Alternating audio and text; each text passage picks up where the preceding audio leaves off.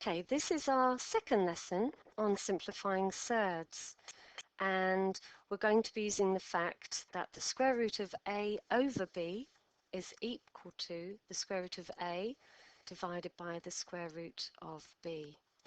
We'll also be looking at the surds rule, that the square root of a squared is equal to the square root of a times the square root of a, which is just equal to a.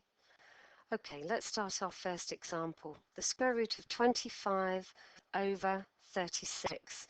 Well, this can be separated, as the first rule says there, to the square root of 25 over the square root of 36, which, as we know, the square root of 25 is 5, and the square root of 36 is 6. So we have the answer there, 5 over 6. Second example, the square root of 5 squared. Well, squared means times it by itself. So square root of 5 times the square root of 5, which is the square root of 25 from our previous rule, and that we know is just 5. Okay, the last example in this section, 4 times the square root of 3 all squared. Well, squaring means we times it by itself. So it's 4 root 3 times 4 root 3.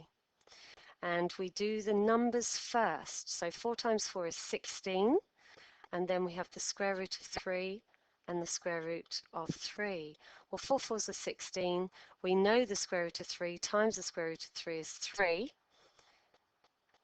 Or we can say it's just the square root of 9, which is just 3. So it's 16 times 3, which is 48.